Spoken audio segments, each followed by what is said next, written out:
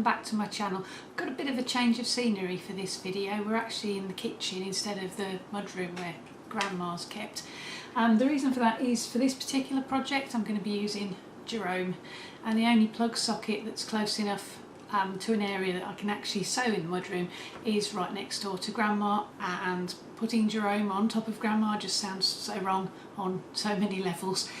And before you report me for cruelty to Granny's, Grandma is actually my Singer Treadle 27 from 1912. Now the project that we're going to be working on today is actually a cat bed for Biskit. You might have seen him popping up in a couple of the other videos. I got the fabric from a thrift store, and yes, I know it's got dogs all over it, but Biskit says he doesn't mind. He quite likes dogs, even if he is a cat. And what I'm going to use for the project is the pillow, or what's left of the pillow from after stuffing the bats from a previous video, and I'm also going to use a twin needle. Now twin needles are quite useful in that they have the same effect on your projects as a cover stitch machine would have. They're particularly useful for making professional looking hems, so if you didn't want to go to the expense of getting a cover stitch machine, you don't have to. You can use your basic machine. Now a lot of people think that you can't use twin needles on machines that don't actually have a twin needle button. Now as far as I know, I haven't actually found one yet. Jerome hasn't got a twin needle button, and I've used twin needles on him before without any trouble at all, and I'll show you how. The one thing that you do need to bear in mind is, obviously, I'll bring it in a little closer for you, because it's a twin needle, it's got two pointy bits, well there's actually two needles on one shaft. So what you need to make sure is, borrow your foot for a minute Jerome, the gap in your foot and the hole in your needle plate is big enough to take the width of the twin needle that you're intending to use. Now the reason why I'm not using Grandma today is because, being a vintage or an antique machine, the hole where the needle goes through the foot and the one through the needle plate is literally only big enough for one needle. So that means I can't use a twin needle on Grandma. But most modern machines, because they have actually got feet with large holes and the gap between the feed dogs is quite large, you should be able to use a twin needle on a modern domestic machine without any trouble at all. So without further ado, let's get into it. Now twin needles come in two different sorts. You've got the universal sort, and you've also got stretch needles. So depending on what fabric you're using will determine what kind of twin needle that you go for. If you've got a standard domestic machine, you'll find that the needles by Sept should fit. The numbers that you're looking for to make doubly sure that they will fit are, what is it, 130-705 and a little h. What that means is that's the class of machine that these will fit, which is exactly the same as a class 15 machine, which machines like the Janome QC6260 and other domestic machines, it's the sort that they all take.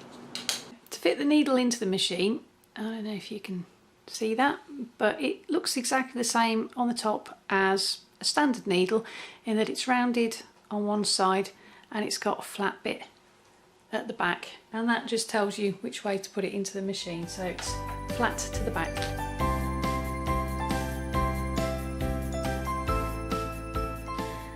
Just take the needle that's in here out, pop it over here for a second. Now it's a bit fiddly when you're changing needles. If you find it easier to put the foot down to get it out of the way, put the foot down. It's just a case of popping it in to the needle bar and tightening up the clamp. Whoops, like that, and then just lift your foot again before you start to thread the machine.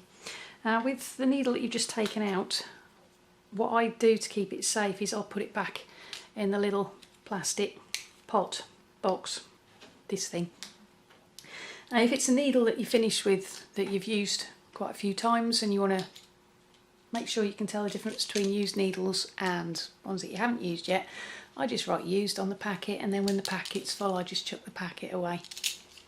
The next thing that we need to do is thread the machine for using 2 needles, and obviously to use 2 needles you're going to need 2 spools of thread.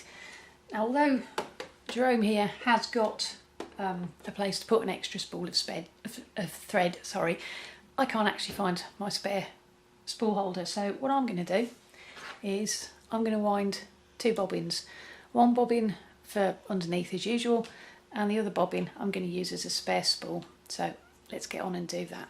Another little tip for you, if you're using a new cotton reel and you've literally just taken the thread and pulled it like that so it's loose, you'll find that there's a little sticky out bit, like a little groove where the thread was kept in one place. You want to make sure when you put that on the sewing machine that that faces away from the front. So basically it's facing the back of the machine. Oops. And the reason why you do that is so that when the thread's coming off the reel it doesn't catch on that little sharp bit, because that can cause you to have skip stitches. The first thing that we're going to do is we're going to wind the 2 bobbins. So let's set it up for winding the 2 bobbins. I've lost my thread holder, there it is. Okay, now on this one, to wind the bobbin, it's a case of going around, oops, this little bit into the tensioner there and just pulling it. And then with the bobbin, what you need to do is just put the thread through the hole in the bobbin from the inside to the outside, so it kind of looks like that, and then pop it on the, oops, I've lost it, on the bobbin stand, pull the thread and then just push it, oh, helps if you turn the machine on, doesn't it? There you go. And then just push it across. Now with this machine it will tell you that it's in bobbin winding mode, and it will automatically stop the needle from going up and down continuously. So what we'll do is we'll just put the foot on the pedal now and we'll start winding this bobbin. Oh, I haven't plugged the foot in, sorry. Okay, we will plug the foot into the sewing machine and now we will put our foot on the pedal. It works so much better when you plug it in. Right, when you've got a little bit on, I'll just grab my scissors in here. When you've got a little bit on the bobbin, the bit that you pulled up, just snip it off and get it out of the way, and then just carry on winding your bobbin. Okay, so that's one bobbin done. Now what I've done is I've just used my scissors to snip the thread. To take it out of bobbin mode, you just push it back across. Now you'll find that different sewing machines have got different ways of threading the bobbin. If you've got a machine like this, it's got a handy little diagram on the lids that you can't see because you're out of focus. Just a minute.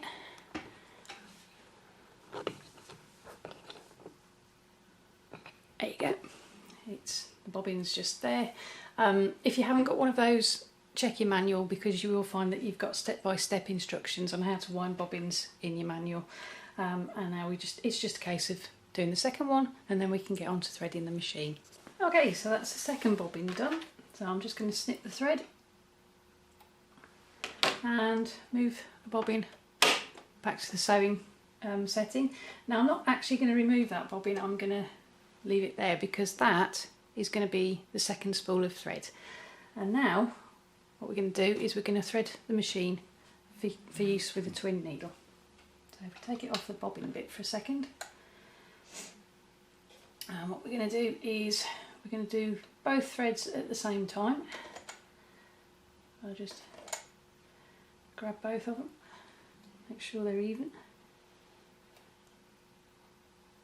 Okay, so you thread the machine the same way as you would if you were just using one needle. Again, I've got a handy little diagram on the top here that shows me where to go with the thread, but I'll walk you through it anyway because it's pretty similar on most machines. You will find again that you've got step-by-step instructions in your manual, so give your manual a quick read through. So we're going to do both threads at the same time, and we're going to go around the stitch guide up here, behind this little sticky up bit. I'm not quite sure what that's called, but you need to go around the back of that, down and up, and make sure your needle bar is at its highest, so you've got this little metal bit here. Go around the back and into that, and then back down until you get to here. And now what I'm going to need to do is move you so you can see what I'm doing down the bottom. Just a sec. So what we want to do now is we want to separate out the threads a little bit. And there's a little guide just on top of your needle here. And what you want to do is you want to put one of the threads behind that little guide, as you would normally if you were using just one needle. This is a bit fiddlier than usual because I'm trying to stay out of the way so that you can see what I'm doing. So it looks like that. So we've got one behind the thread guide on the needle bar, and the other one's just hanging loose, and that's how you want to leave it. You only want one going through there. So what we need to do now is obviously thread the two needles. Now this machine's got an automatic needle threader, but because we've got a twin needle we can't use that. Mainly because the needle threader itself falls in between the two needles, so it wouldn't work. So what you need to do is, using your preferred method of threading the needle, get to work and thread both needles, and I'll meet you back here in a minute. When you've got both needles threaded, the next thing you need to do is grab your second bobbin, and we'll pop that in. Now again, you're going to need to check your manual for this. This is a top loading machine, so it just pops straight into the bobbin race, into the groove and off, and the bobbin itself goes anti-clockwise or counterclockwise. You might find that yours goes in a little bit differently to that, especially if you've got a front loading machine with a bobbin case. So again, check your manual for your particular machine on that. Hold your threads. If you've got a needle up down button, push it. If you don't, turn your hand wheel towards you until the needle goes down, and then as you bring the needle back up, it should bring the bobbin thread with it, like that. And then you just move all three threads to the back of the machine. The next thing that you want to do is cut your fabric to the size that you need your pet bed to be. On the raw edges, turn over and press about 1/2 inch, like that, so you've got a nice neat folded over section, and then it's just a case of putting the two pieces together and clipping all the way around like that.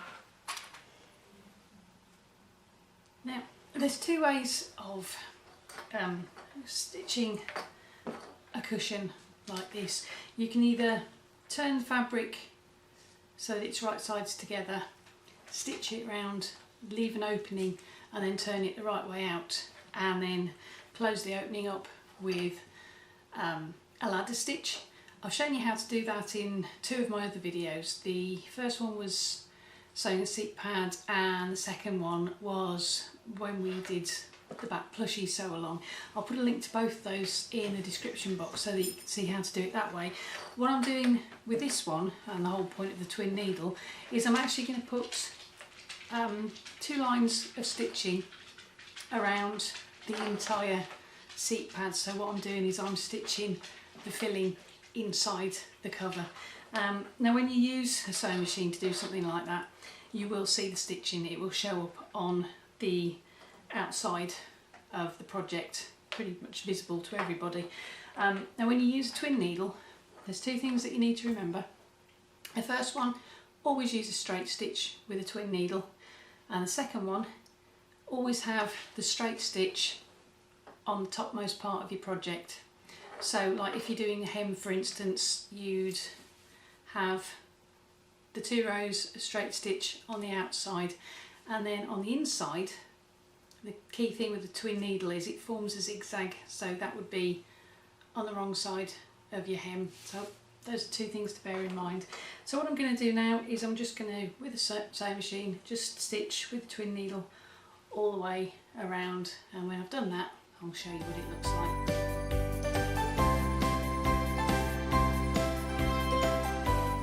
If you haven't already, now would actually be a great time to consider subscribing to my channel and clicking the little bell to tell YouTube to notify you when I upload another video. That way you'll get to see all my great content. I've got other videos going up on how to use electric sewing machines. There's one on how sewing machines have changed in the decade since Grandma was made in 1912, and also one on how to use vintage and modern sewing patterns.